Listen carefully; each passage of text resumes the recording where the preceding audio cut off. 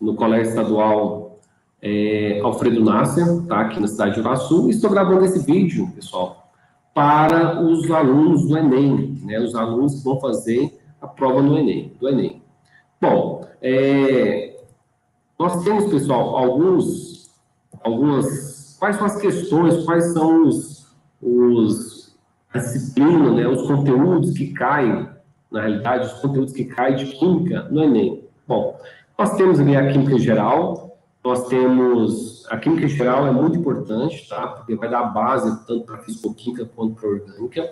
Nós temos Química Geral, Físico-Química e Química Orgânica, tá certo? Bom, Fernando, mas como que eu faço para me estudar para Química? Eu quero fazer a prova do Enem, eu não sei de nada, né, tem muito tempo que eu não estudo, o que eu posso fazer?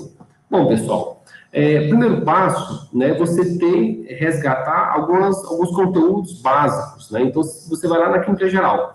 Por exemplo, você vai estudar tabela periódica, ligações químicas, distribuição eletrônica, geometria molecular, polaridade, né, interações intermoleculares, tá? A tabela periódica, você vai começar com a Química Geral, né? Reações químicas, balanceamento, tá bom? Vai começar também a fazer, depois do balanceamento, alguns cálculos estequiométricos, né? Achar massa molar, número de mols. Então, isso é o princípio, isso é o começo, né? Para você estar seguindo aí no curso, né? Na disciplina de Química. Depois de ter feito essa revisão, tá? Você vai partir para a Físico-Química, que é calcular concentrações das soluções. Você vai trabalhar com termoquímica, cinética química, eletroquímica, tá? Por exemplo, lá na eletroquímica é necessário que você saiba as reações de oxidação e redução. Então, por exemplo, você vai lá na Química Geral, estudar as reações de oxidação e redução, entender o que é número de NOx, para você estar, né, dando continuidade na eletroquímica, na BIPIAS, né? Então, é bem interessante você estar sempre voltando ali, iniciando primeiramente, né, a parte de Química Geral. Depois você vai para a Química Orgânica. A Química Orgânica já é um pouco mais fácil, mas envolve, por exemplo, ligações carbono e hidrogênio, você estudando as ligações covalentes em carbono e hidrogênio, carbono e oxigênio, hidrogênio e oxigênio, enfim, né, essa parte de ligações. Também nós temos ali as fórmulas moleculares, fórmulas estruturais, fórmulas eletrônicas, tá bom? Nós temos na Química Orgânica, né, as funções, né, orgânicas, nós temos hidrocarbonetos, as funções oxigenadas, nitrogenadas, nós temos a isomeria, né, isomeria plano, isomeria espacial, e também no finalzinho nós temos ali a parte de reações orgânicas, né, e a parte de bioquímica. Então, você vai começar primeiramente o estudo lá da Química Geral, depois a Físico-Química e depois a Química Orgânica, tá bom? Então, são alguns conteúdos, pessoal, são algumas partes importantes para dar continuidade nos estudos, tá?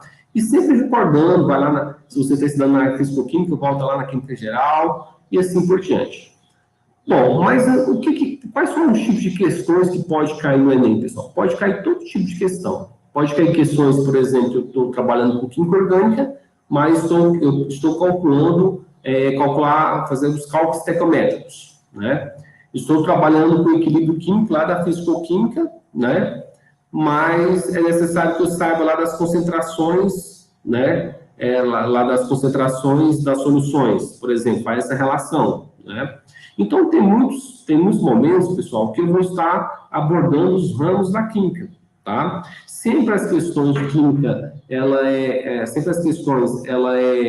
contextualizada, é interdisciplinar, tá? Sempre. Então, não tem aquelas questões mais que só cobra aquele assunto específico, né?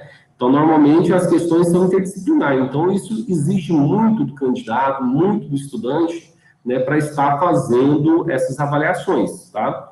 Nós temos as questões do Enem, nós temos os vestibulares, né, das universidades estaduais ainda, tá? Então, nós temos aqui alguns, por exemplo, no Enem cobra-se muito, né, cálculo estequiométrico, nas universidades estaduais também, química orgânica, as funções orgânicas, cai demais, tá? Eu fiz uma seleção, pessoal, de algumas questões que eu acho, assim, de suma importância, vou estar abordando alguns assuntos, tá? Talvez não por causa do tempo, vocês não vivam ainda, né, no ensino médio.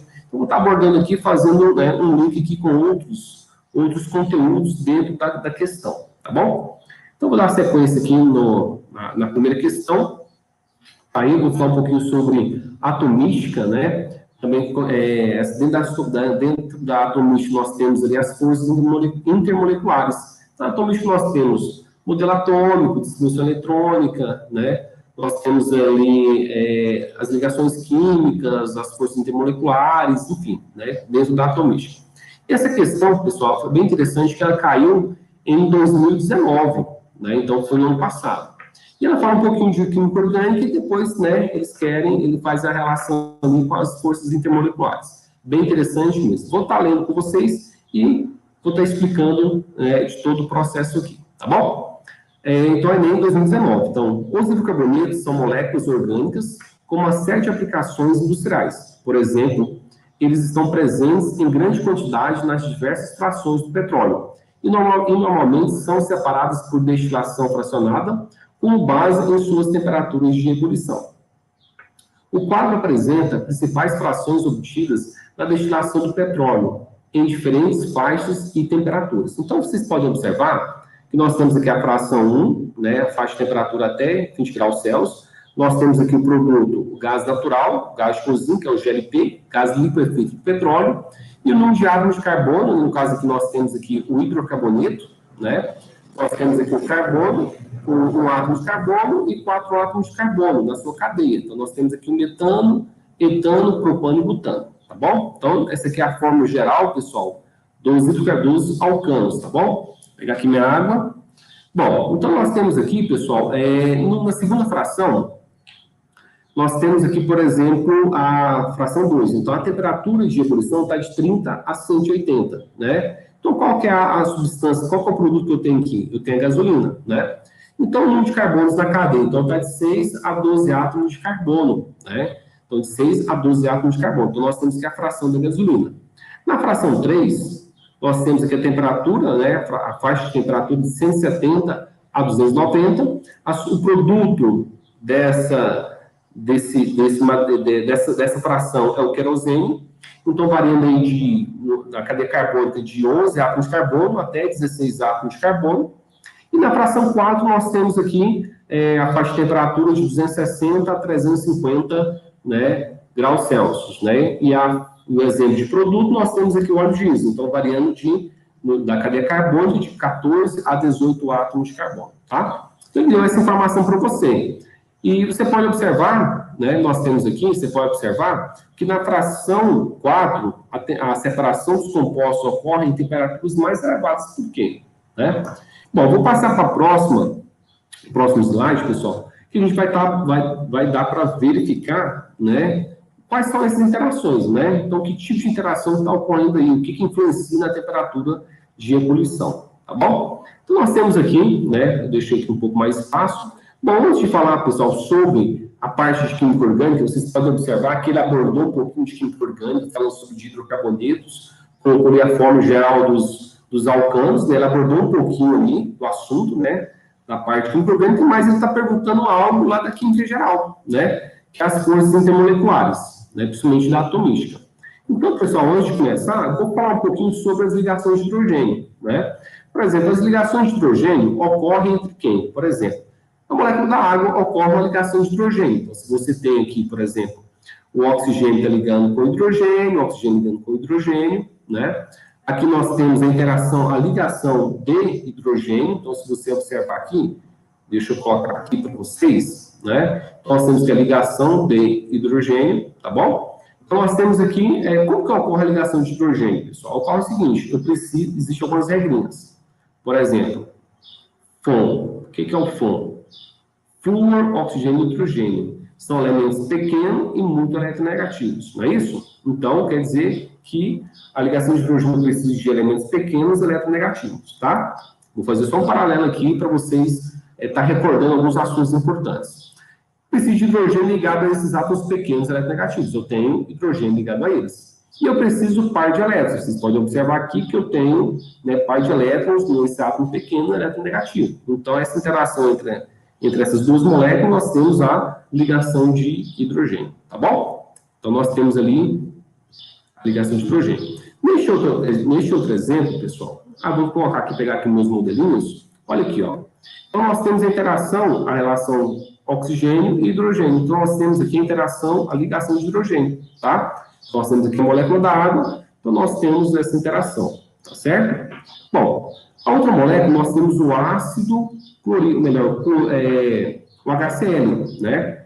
Se tiver meio aquoso, nós temos ali o ácido clorídrico, tá? Bom, então nós temos aqui, pessoal, nesse caso, nós temos o HCl, né? Hidrogênio e cloro. O cloro, pessoal, ele é eletronegativo, tá? Ele é eletronegativo também. Lembra lá, fui ontem no Clube Brasil e só comi pão hoje, né? Então, o mais eletronegativo é o flúor e o menos eletronegativo ali dessa fila, tá? É o hidrogênio. Então, nós temos aqui, se o cloro é eletronegativo, pessoal, então o que vai acontecer? A eletronegatividade, aquela tendência em atrair elétrons, não é isso? Vamos considerar dessa forma? Então, quer dizer que vai criar, assim, uma carga parcial, aqui, uma carga parcial negativa, por quê? Porque os elétrons estão mais próximos do cloro, né?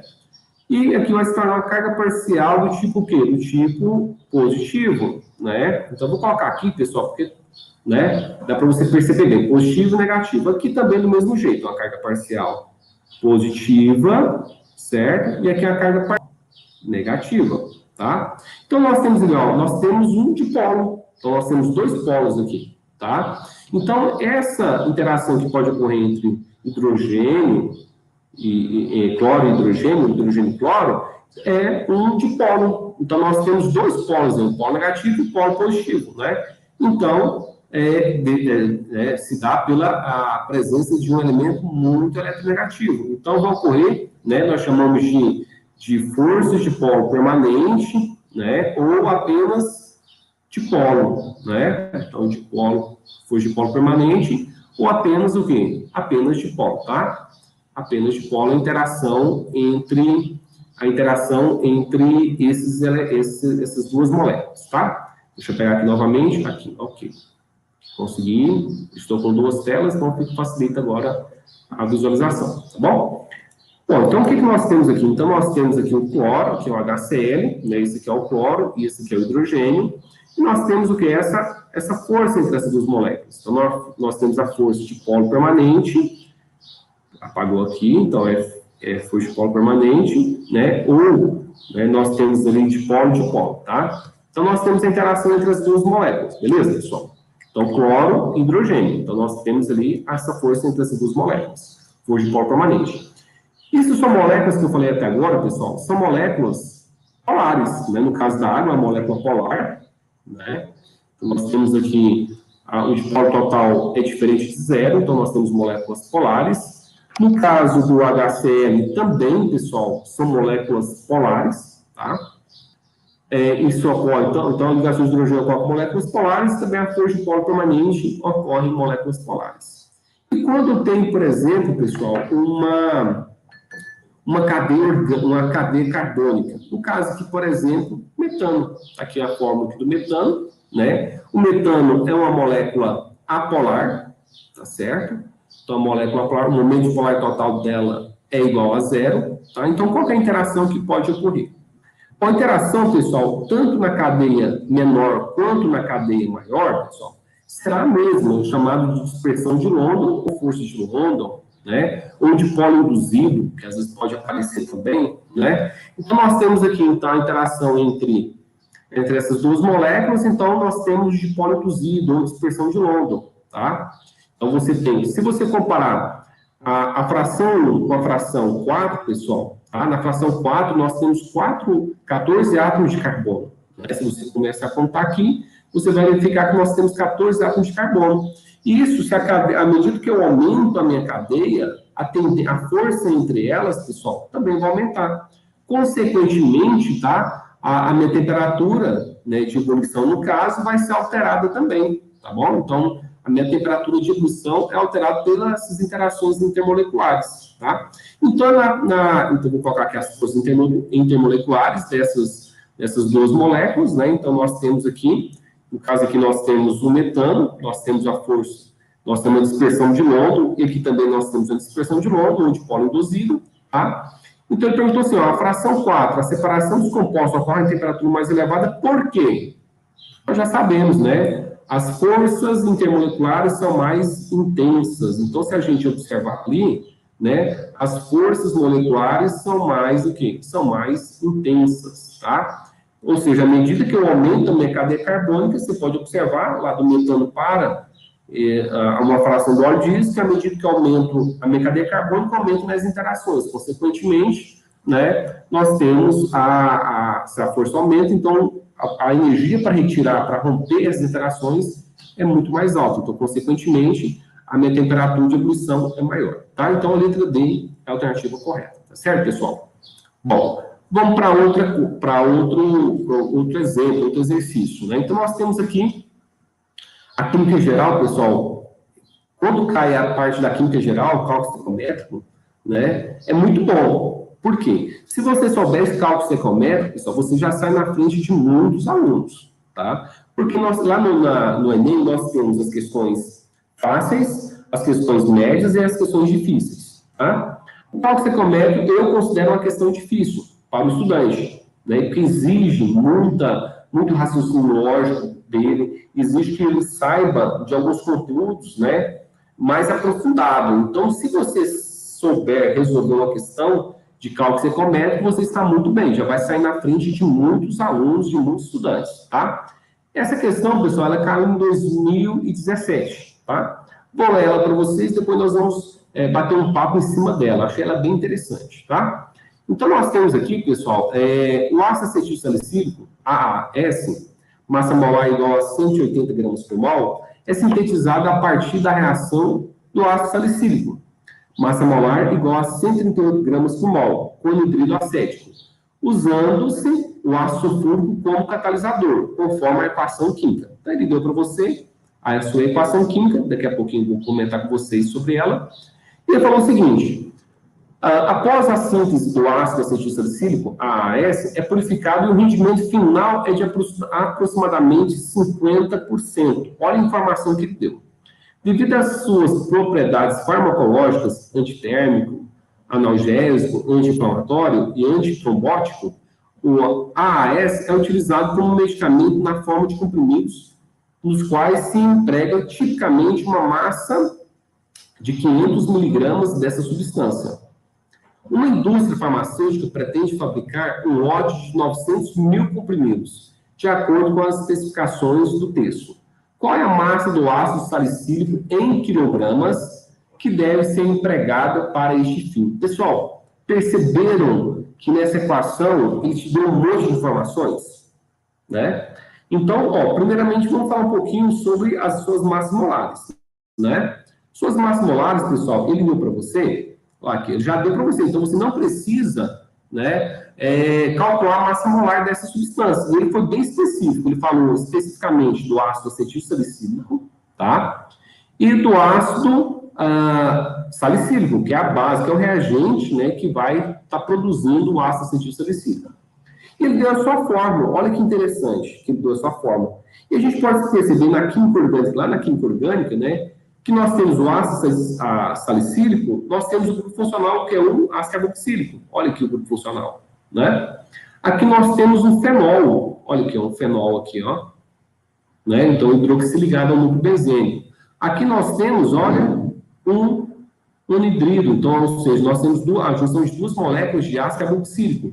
Neste caso aqui, nós temos o ácido etanóico, ou anidrido ou o ácido acético. Então, juntou os dois ácidos formando um anidrido, tá? Aqui ele falou sobre o catalisador e produzindo o ácido acetil salicílico. Nós temos aqui o ácido carboxílico também, e aqui nós temos o que? A presença de um éster. Olha aqui, ó.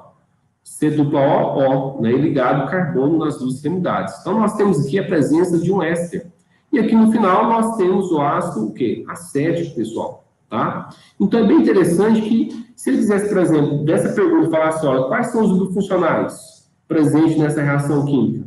Poderia fazer. Então, eles são bem, ele é interdisciplinar. Então, são questões que envolvem, que parte de outros ramos da química, né? Mas, neste caso, especificamente, ele quer saber a quantidade, né, em quilogramas do ácido salicílico. Outra informação que ele deu também, pessoal, né, foi o rendimento, né? O rendimento, ou seja, durante a reação, o rendimento dessa reação foi de 50%, tá? E a quantidade também de ácido acetil salicílico por comprimido, ele deu para você, então foi de 500 miligramas.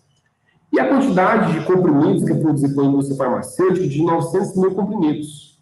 E ele quer saber essa massa do ácido salicílico. Agora vamos tirar os dados, vamos partir para o outro slide, né? E vou mostrar para vocês. Então, eu fiz um esqueminha aqui, pessoal, para facilitar o seu entendimento, para otimizar aqui a nossa resolução, tá? Então, o primeiro passo, até coloquei aqui um comprimidinho, falou assim que tem, né, cada comprimido são 500 miligramas de ácido acetil salicílico, passando para gramas, então ele equivale a 0,5 gramas, tá certo? Bom, ele disse também que um comprimidinho, né, de ácido acetil salicílico, nós temos 0,5 gramas. Então, quantos gramas, pessoal? Nós temos 900 mil comprimidos. Quantos gramas? Então, fazendo a regra de 3 simples, né? Então, multiplicando cruzado, x vezes 1, 900 mil vezes 0,5, nós chegamos em 450 mil gramas, né, de ácido acetil salicílico. Passando para quilogramas, 450 quilogramas. Então, ou seja, ele quer saber, tá? Ele quer saber, pessoal, que quanto de ácido salicílico, ou seja, lá no reagente, né? Quanto do ácido salicílico. Esses 450 gramas é do ácido acetil salicílico para fazer, né, o comprimido. Bom, vamos calcular agora, né? Então, eu vou colocar aqui ácido salicílico, vou colocar aqui, vou representar por AS. A sua massa molar é de 138 gramas por mol, ou seja, um mol tem 138 gramas. E aqui nós temos, pessoal, o ácido acetil salicílico. Então, nós temos aqui o AAS, né? Então, a sua massa molar é de 180 gramas por mol, tá certo? E agora vamos, bom, na equação química, pessoal, nessa equação, todas as vezes que você estiver trabalhando com cálculo estequiométrico, verifique, antes de fazer o cálculo, se a minha equação está balanceada. Primeira coisa que tem que fazer, pessoal, é verificar se a minha equação está balanceada. Por quê? Se você já começar, esse aqui eu já tinha visto que já estava balanceado. Se você começar a fazer a minha equação e não balanceá-la, pessoal, no final da resolução, a sua conta vai ficar totalmente errada. Tá? Então, você vai fazer as proporções, 1 mol de ácido salicílico está para 1 mol de acetil salicílico. E se fosse, por exemplo, uma reação inorgânica, uma reação de neutralização entre ácido e base, ou uma reação de decomposição. Então, o primeiro passo, verificar se minha equação ela está o quê? Balanceada. É o primeiro passo. Depois você, né, dá continuidade no seu raciocínio. Bom? Por exemplo, se minha reação que aparecer for uma reação de oxidação-redução, então você vai fazer o balanceamento dela pelo método de oxidação-redução, vai verificar a quantidade de elétrons doado, a quantidade de elétrons recebido, tá? E você vai fazer, dar continuidade aos seus cálculos estequiométricos, né? Que nada mais é do que para você saber a quantidade de reagente e a quantidade de produto que está sendo formado ali, tá? Bom, então dando a sequência aí, dando essa pausa aí para fazer essa observação, então nós temos aqui, pessoal, que o mol do ácido salicílico, né, está para o mol do ácido acetil salicílico. Então nós temos aí, né, 1 para 1. Beleza. Se o mol equivale a quantos gramas? 108 gramas de ácido salicílico, certo? E do ácido acetil salicílico? Então é 180. Só que tem um detalhe, pessoal, muito importante. Ele falou que o rendimento dessa reação é de quanto? É de 50%. Bom, 50%, pessoal, então quer dizer o seguinte, que 138 gramas de ácido salicílico produz 180 gramas, certo? Mas como o rendimento é 50%, então quanto de ácido acetil salicílico vai produzir? 90, né? Se eu tivesse falado que a minha reação fosse 100%, rendimento de 100%, aí sim, 138 gramas de ácido salicílico produz 180 gramas de ácido acetil salicílico, tá? Mas ele não disse isso, disse que era 50%, tá? Então, vou colocar aqui 50%, equivale a 50 de 1%, que é igual a 0,5, tá? Então, eu tenho ali para produzir aqueles 900 mil comprimidos, pessoal, eu preciso de 450 mil gramas de ácido acetil salicílico. Então, eu vou fazer uma regra de 3 simples, né? Eu vou estar multiplicando o P, ó, x, ou melhor, y vezes 180 vezes 0,5, e 450 mil vezes 138. Então, vou fazer isso. Fiz isso aí. Então, nós temos aqui que 180 vezes 0,5 é igual a 90, né? E 138 vezes 45, por que 45? Porque eu já coloquei na forma de potência, tá, pessoal? Para facilitar o nosso cálculo, tá?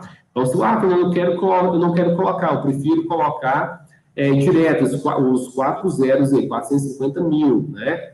Pessoal, fica a seu critério. Tá? Então, quanto mais fácil você organizar os seus cálculos, mais fácil você vai chegar no resultado, né? Então, se você complicar muito, pode atrapalhar em questão de tempo, tá bom? Então, fiz dessa forma. Se você quiser fazer de outro jeito, não tem nenhum problema, tá? Então, nós temos aí 108 vezes 45.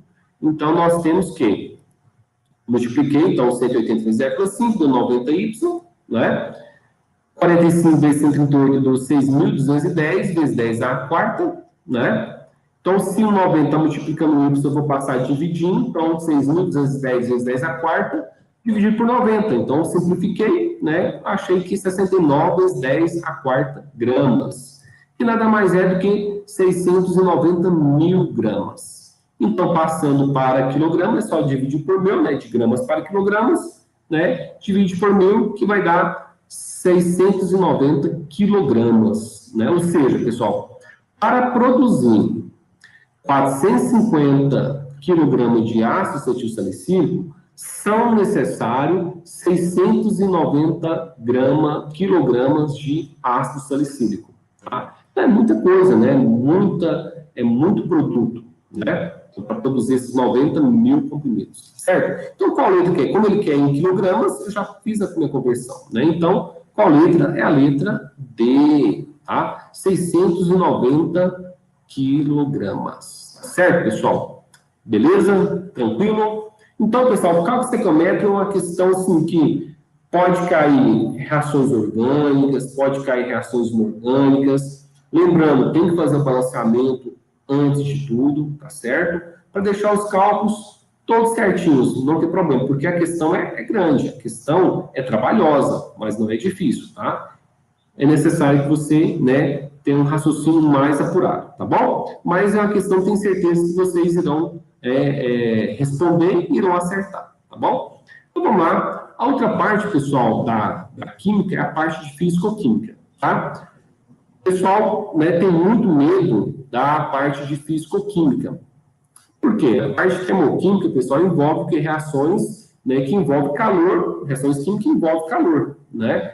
Então, nós temos aqui, por exemplo, esse exemplo aqui, vou estar abordando vocês, vou falar um pouquinho depois sobre a parte de termoquímica. Cai bastante termoquímica, tá? Eletroquímica cai também. Então, vou estar falando aqui um pouquinho sobre ela. Então, aqui, ó, Enem 2019. Glicólise é um processo que ocorre nas células convertendo glicose em piruvato. Durante a prática de exercícios físicos que demandam grande quantidade de esforço, a glicose é completamente oxidada na presença de O2. Entretanto, em alguns casos, as células musculares podem sofrer um déficit de O2 e a glicose ser convertida em 2 moléculas de ácido lático. As equações termoquímicas para a combustão da glicose e do ácido lático são, respectivamente, mostradas na figura a seguir. Então, pessoal, eu mostro para você aqui a combustão da glicose, então glicose mais O2, produzindo CO2 mais água e liberando a entalpia de combustão de 2.800 kJ. Então, ou seja, se está negativo, pessoal, quer dizer que minha reação ela é exotérmica, está liberando calor, né? E a combustão do ácido lático, esse composto aqui, ó, lembrando lá na química orgânica, você viu que eles fazendo um link? Então, na combustão daqui do ácido lático, mais O2, produzindo CO2 mais água, tá certo? Então, liberando também, porque negativo, né, 1.354 kJ, né, que nós temos aqui por mol, né, de combustão. Então, pessoal, percebam que todas as vezes, né, vai dar alguma informação dessa na parte termoquímica, seja ela uma equação química, uma equação termoquímica, tá? Tem alguns detalhes aqui, mostra o estado físico de cada componente, isso é muito importante, tá? Dando continuidade. O processo anaeróbico é menos vantajoso energeticamente por quê?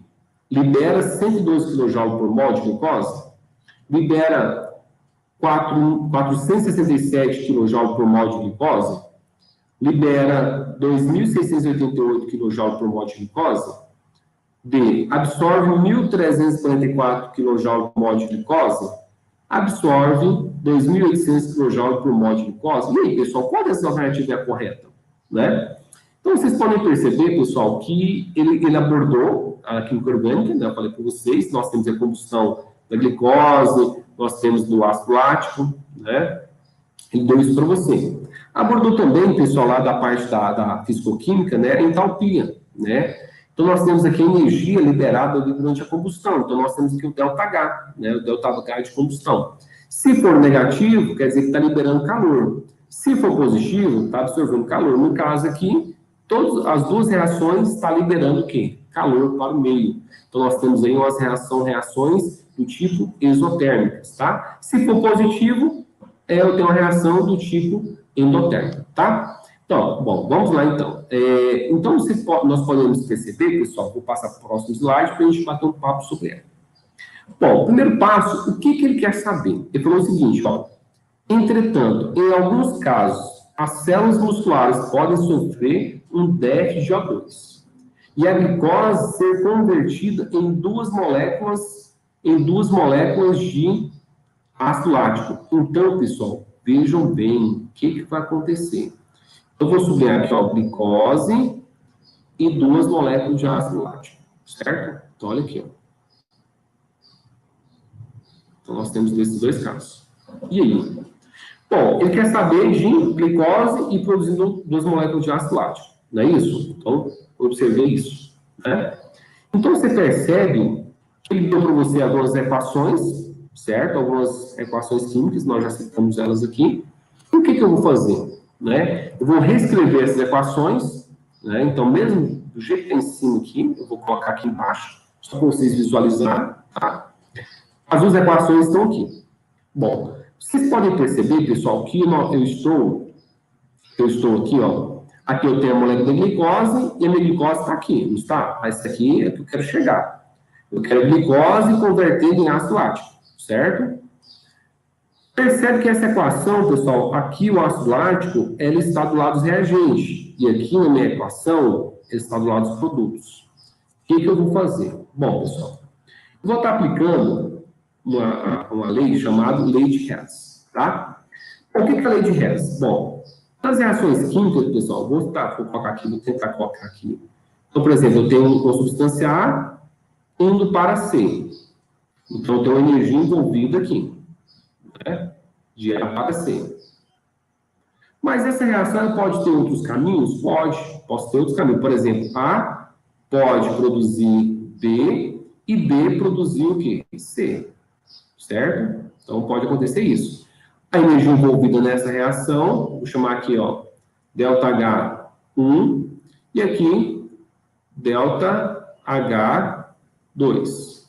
Certo? Então, quer dizer que minha entalpia dessa reação de A para C vai ser a somatória da entalpia 1 mais a entalpia 2. Somatória entre 1 e 2, certo? Então, vai dar a minha entalpia da minha reação entre A e C.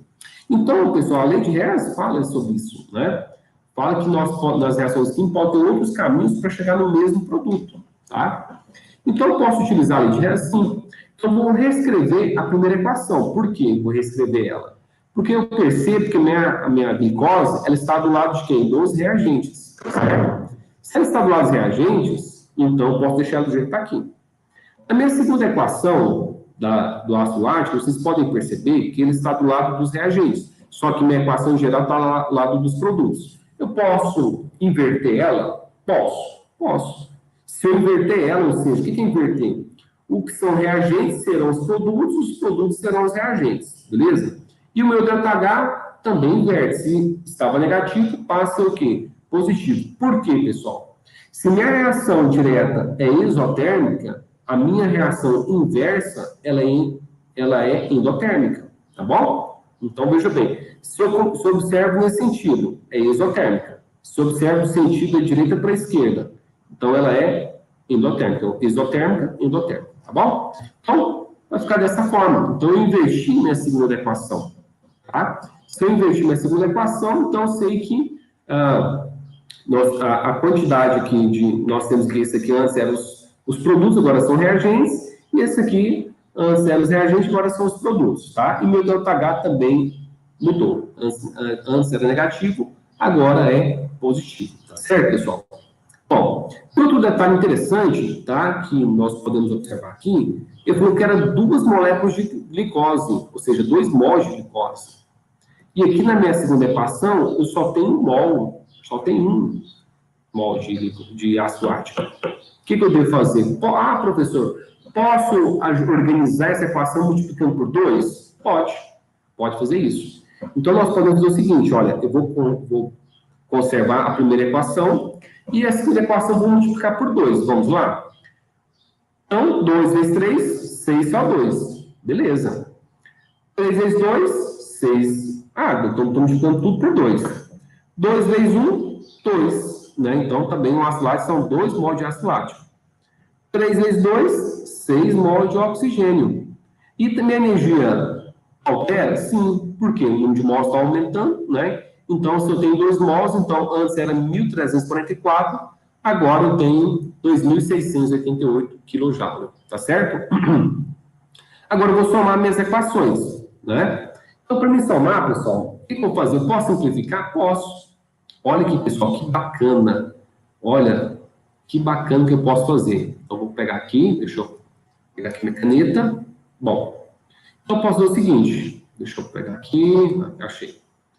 Eu posso cortar CO2, ó, está do lado dos produtos, CO2 está do lado dos reagentes. Posso simplificar? Cortar não, simplificar, tá? 6 água, posso simplificar? Posso, ó, 6 água. Certo? Beleza? Tranquilo. Ah, professor, tem um O2 ali, posso simplificar? Pode, ó, 6O2, 6O2, 6O2. O que sobrou? Sobrou glicose e sobrou o meu ácido lático. Olha aí, pessoal. E vou somar as minhas entalpias. Lembra lá que eu fiz em cima? H1 mais H2. Pessoal, tá ruim lá em cima, né? Que eu contei para vocês, que eu estou utilizando a mesa digitalizadora, tá? E a letra não fica muito legal, tá? Somente a minha não fica legal. Bom, então o que eu posso fazer? Então eu vou pegar aqui, ó, eu posso pegar, então eu vou pegar menos 2.800 kJ mais 2.688, dá quanto? Mais com menos conserva o sinal do maior. Então, nós vamos chegar nessa equação, né? Então, vocês podem observar que nós temos aqui a glicose, C6H12O6, aqui nós temos o ácido lático, certo? E aqui nós temos o ΔH. O ΔH foi de 112 kJ, não é isso? Por mol de glicose. Então, a minha energia, pessoal, né? A minha reação, ela foi endotérmica ou exotérmica? E aí, pessoal? Então, a minha reação foi o quê? Exotérmica, liberou calor. Por quê? Porque o ΔH, ele é negativo, né? Então, se ele é negativo, exotérmico, ou seja, que vai liberar calor. Vai liberar quanto? 112 kJ. Então, por mol de glicose. Então, nós podemos perceber, né, que nós temos aqui a letra, qual letra que é a correta? A letra A. Então, libera 112, tá? Libera 112 kJ por mol de glicose, pessoal. Perfeito, né? Isso é chamada lei de Hess, tá? Então, você pode... Se cair esse tipo de questão, pessoal, a questão eu considero mediana, tá? Eu considero mediana, de mediana para fácil. Então, é só você entender as equações. Então, você conseguir entender... Você pode inverter uma, pode conservar a outra, você pode colocar por 2, por 3, depende a equação, depende a reação que você está fazendo, tá bom? Que você está ali analisando, tá bom?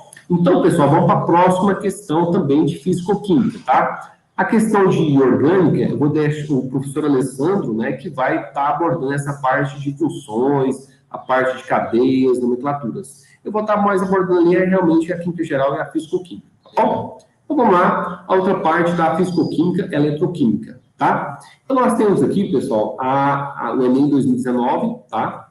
Para realizar o desentupimento de tubulações de esgotos residenciais, é utilizada uma mistura sólida comercial que contém hidróxido de sódio e a outra espécie química pulverizada.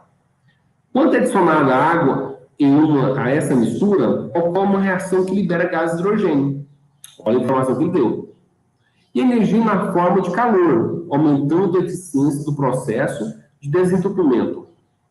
Considere os potenciais padrão de redução da água e de outras espécies em meio básico expresso no quadro. Então, nós temos aqui, né, ele deu para você aqui o potencial padrão de redução de cada espécie química, tá? Normalmente, pessoal, se você encontrar nos livros, esse potencial padrão de redução é o que mais aparece. Não aparece, tá? Isso é por convenção.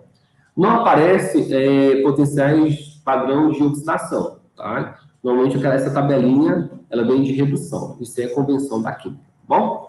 Então, na área perguntou o seguinte, ó, qual é a outra espécie que está presente na composição da mistura sólida comercial para aumentar sua eficiência? Então, nós temos aqui, né, alumínio, cobalto, cobre, ferro e chumbo, né? Qual deles?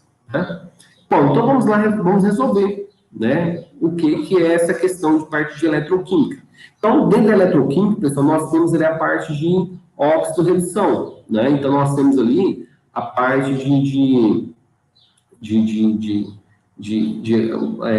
balançamento de oxidação e redução, quem está oxidando, quem está reduzindo, tá? Vamos colocar aqui uma equação. Quando ele falou, pessoal, que essa reação vai liberar gás de hidrogênio, dentro dessa tabela aqui, a única reação que vai liberar hidrogênio é essa primeira da água, né, produzindo gás de hidrogênio. Então, nós temos ali água, 2 moléculas de água, né, recebendo 2 elétrons, ou melhor, 2 mols de água mais 2 mols de elétrons, produzindo gás de hidrogênio mais o meio básico mais 2 hidróxidos, né? Então, nós temos aí 2 hidróxidos. E liberando aqui, nós temos aqui o potencial padrão, né, de redução, menos 0,83. Bom, essa reação, ela está reduzindo ou está oxidando, pessoal? É uma perguntinha bem interessante, tá? Então, quando eu vou fazer uma reação a partir de eletroquímica, alguém está oxidando, alguém está reduzindo, ou seja, né, alguma reação está doando elétrons e a outra está recebendo elétrons, tá? Vou ver qual que é cada uma delas, tá?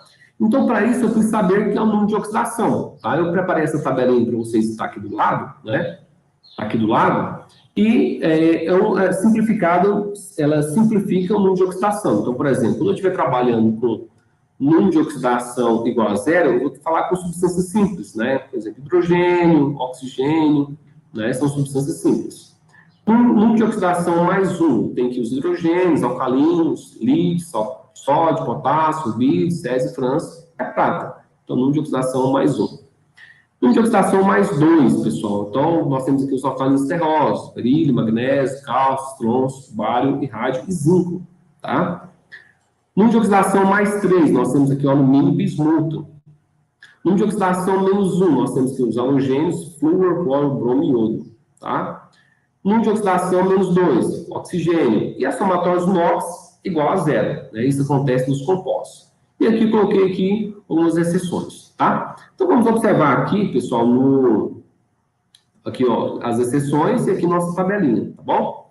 Então, nós temos aqui nossa tabelinha e aqui nós temos as nossas exceções. Então, vou fazer aqui com vocês, tá? Então, por exemplo, aqui, qual que é o número de oxidação do hidrogênio? Ó, substância simples. O número de oxidação, se observar lá na tabelinha aqui, né, é igual a quanto? É igual a 0. Tá? Bom, se o hidrogênio de oxidação aqui é igual a 0, vamos lá. Então, o oxigênio aqui é menos 2. Aqui o hidrogênio é 0, aqui o oxigênio é menos 2. Do hidrogênio é quanto? Mais 1, então vezes 2 dá mais 2. Mais 2 com menos 2 é igual a 0. O somatório dos NOx é igual a 0, certo? Então, esse área do mais 1 foi para 0. Então, nós temos o quê? Uma redução, certo, pessoal? Então, nós temos uma redução, tá? Então, de mais 1 a 0. Bom, então, se eu tenho uma reação de redução, eu preciso de uma reação que ocorre uma oxidação. Por quê? Porque na reação de redução, está recebendo elétrons. Olha aqui os elétrons, né? E na reação de oxidação, está doando esses elétrons. Na realidade, a reação de oxidação e redução ocorre uma transferência de elétrons, né? Alguém está doando, alguém está recebendo, tá? Então, se eu observar aqui na minha tabela, pessoal, outro detalhe dessa tabela que mostra para mim, então, quanto maior meu potencial de redução, maior, né, nós temos aqui, a minha reação está ocorrendo uma redução. Quanto menor o meu potencial de redução, a minha reação vai ocorrer uma oxidação, certo? Então, se você observar aqui, qual deles aqui que tem o menor potencial de redução? Então, tem o menor potencial. Lembrando que, por exemplo, vou começar aqui, vou começar com o cobre, né? O cobre, ele tem um maior potencial de redução, que é menos 0,22, né? Está mais próximo ali do zero, né? Depois da sequência, nós temos o chumbo, né? O óxido de chumbo. Então, nós temos aqui menos 0,58. Então, agora está afastando mais, né? Depois de 0,58, menos 0,58, nós temos o cobalto. Então, menos 0,33. Né? Então, também não pode ser. Depois do cobalto, nós temos aqui a água, né? Nós já vimos aqui. Depois do cobalto, nós temos o ferro. Menos 0,88 volts. E depois o alumínio, que é menos 2,33, pessoal. 2,33. Então, está bem distante. Então, o potencial de redução dele é menor. Então, se o potencial dele de redução é menor, então quer dizer que o potencial de oxidação é maior, né? Então, nós podemos chegar nisso aqui, ó. Então, se você observar, olha aqui, ó. O alumínio, ele é quanto? Ó, percebam, pessoal, que eu inverti, tá? Se o potencial de redução é menos 2,3, o potencial de oxidação é 2,3 positivo, tá? Então, se você observar aqui, ó, o número de oxidação do alumínio, substância simples, NOx igual a quanto? NOx igual a 0. Vamos observar do alumínio aqui? Então, vamos aqui, ó. Isso aqui é um ânion, né? Então, nós temos aqui, ó, mais 1 do hidrogênio, vezes 4, vai dar mais 4, certo? Então, você pega e multiplica a quantidade, né? Do oxigênio aqui é menos 2, né? Então, vezes 4 dá menos 8.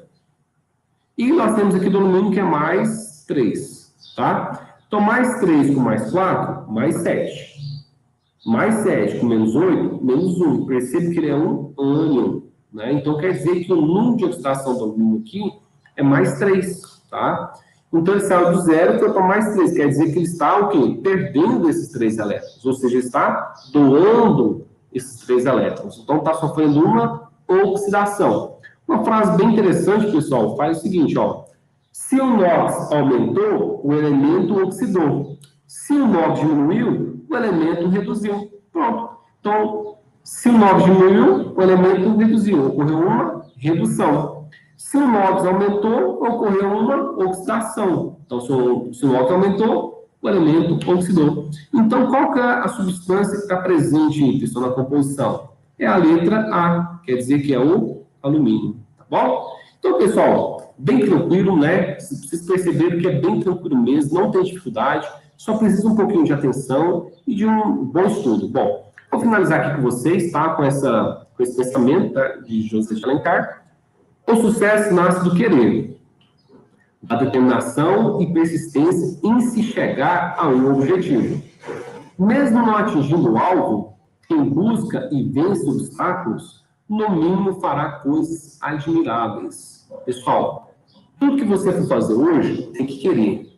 Se no momento que você quis aquilo, que você quis algo, que você quer chegar em algum lugar, tá? Você tem grande chance de conseguir, tá? Então, você tem que querer, tá? Então, pessoal, eu quero desejar a todos vocês muito sucesso, tá? Na vida de vocês. Que Deus possa estar abençoando. Boa sorte na prova do Enem, tá? Tenho absoluta certeza que vocês irão sair bem, tá? Nossos alunos, os que estiverem assistindo essa videoaula.